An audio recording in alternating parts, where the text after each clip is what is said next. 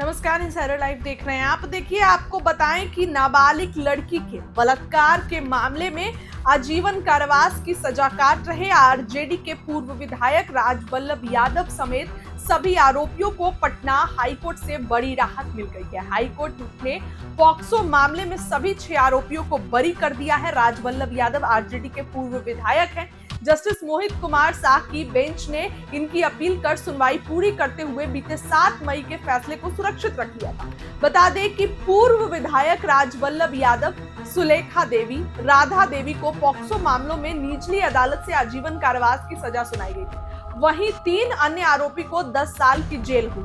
आरोपियों की ओर से इस फैसले के खिलाफ हाईकोर्ट में अपील की गई थी। पटना हाईकोर्ट ने पीड़िता का पक्ष प्रस्तुत करने के लिए अधिवक्ता अनुकृति जय पुरियार को एमिकस क्यूरी नियुक्त किया गया था।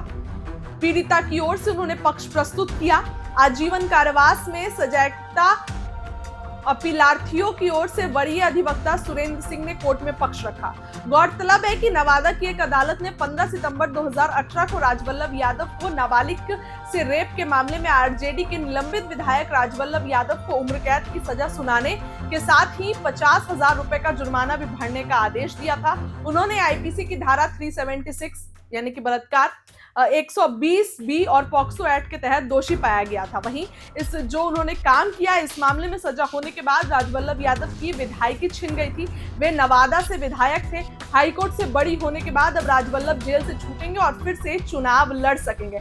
ऐसे में बिहार के नेता प्रतिपक्ष तेजस्वी यादव का सबसे बड़ा बयान निकल कर आ गया है इस पूरे मामले पर। सबसे पहले तो सुनिए कि क्या कुछ तेजस्वी यादव कह रहे हैं। देखिए, लगातार जो है जितने एनडीए के बड़े बड़े नेता लोग हैं, चाहे एमपी हो, मेयर हो, डिप्टी सीएम हो या एमएलसी हो, सबके 2-2 एपिक नंबर अलग अलग विधानसभा चुनाव क्षेत्रों में, अलग अलग लोकसभा क्षेत्रों में इन लोगों के जो हैं एपिक कार्ड हैं।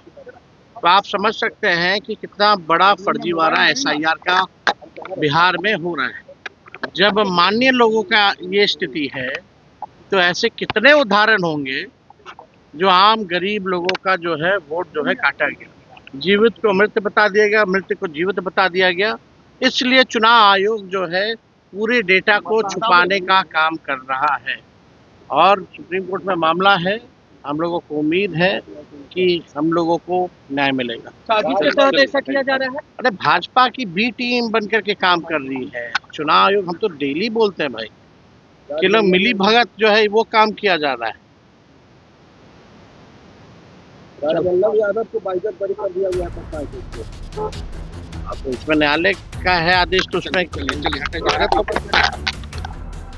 सुना आपने कि बिहार के नेता प्रतिपक्ष तेजस्वी यादव क्या कुछ कह रहे थे। तो ऐसे में अभी देखिए, सबसे पहले तो आनंद सिंह छूट कर आए, बाहुबली कहे जाते हैं, और अब पूर्व विधायक राजवल्लभ यादव को भी पटना हाईकोर्ट ने बरी कर दिया है तमाम मुद्दों पर। तो ऐसे में अब देखने वाली बात ये होगी कि क्या कुछ आने वाले दिनों में जो होता है। आपको बताएं कि पार्टी ने राजवल्लभ को निकाल दिया था।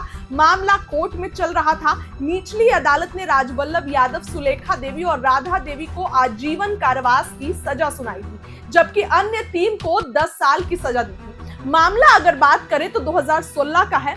6 फरवरी 2016 का है। नालंदा जिले के सुल्तानपुर की रहने वाली 15 साल की लड़की बिहार शरीफ नगर इलाके के किराए में रहकर पढ़ाई करती थी। उस दिन सुलेखा और उसकी मां उसके कमरे पर गई थी। दोनों ने लड़की से बर्थडे पार्टी में चलने को कहा। लड़की ने भी हामी भर दी। लड़की को लेकर सुलेखा और उसकी मां नवादा के विधायक राजवल्लभ के मकान पहुंची। वहां राजवल्लभ ने लड़की के साथ गंदा काम किया।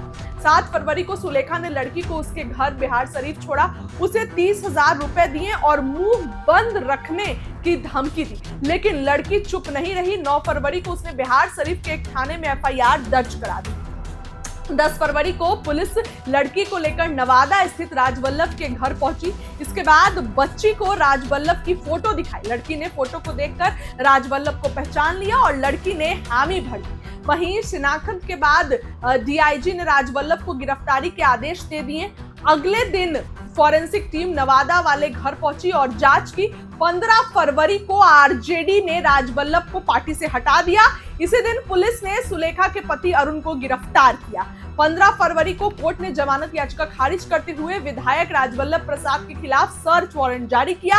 19 फरवरी को सुलेखा के दामाद संदीप को गिरफ्तार किया। 25 फरवरी को सुलेखा समेत 4 लोग पकड़े गए। 28 फरवरी को राजवल्लभ के पटना और नवादा के घर को सील कर दिया गया। राजवल्लभ अब भी उस समय की बात, उस समय भी फरार थे। 23 दिन तक फरार रहने के बाद वो 10 मार्च की तारीख थी जब उन्होंने कोर्ट में सरेंडर कर दिया।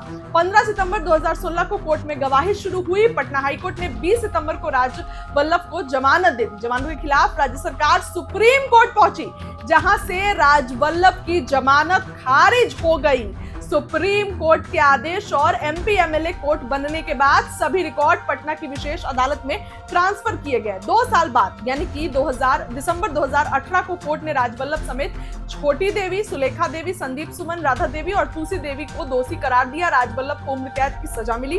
राजवल्लभ बिहार के ऐसे विधायक हैं जिन्हें पद पर रहते हुए उम्र कैद की सजा सुनाई। 2020 के चुनाव के लिए आरजेडी ने इनकी पत्नी विभा देवी को नवादा से टिकट दिया था। पार्टी से तो निकाल दिया गया, तो इन्हीं की पत्नी है विभा देवी।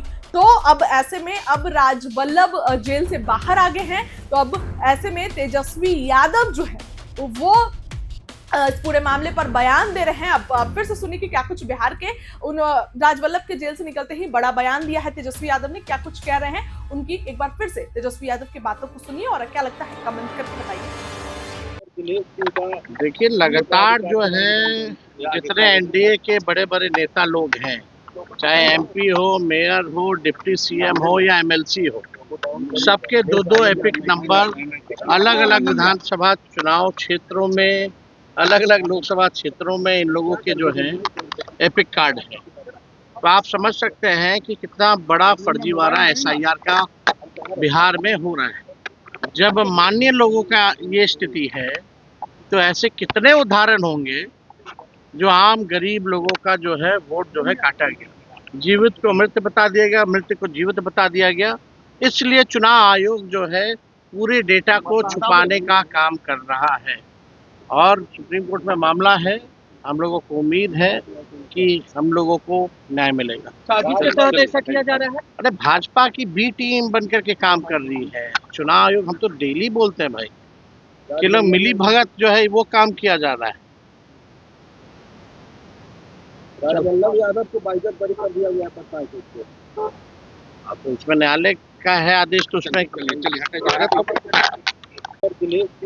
देखिए, लगातार जो है जितने एनडीए के बड़े बड़े नेता लोग हैं, चाहे एमपी हो, मेयर हो, डिप्टी सीएम हो या एमएलसी हो, सबके 2-2 एपिक नंबर अलग अलग विधानसभा चुनाव क्षेत्रों में, अलग अलग लोकसभा क्षेत्रों में इन लोगों के जो हैं एपिक कार्ड हैं। तो आप समझ सकते हैं कि कितना बड़ा फर्जीवाड़ा एसआईआर का बिहार में हो रहा है।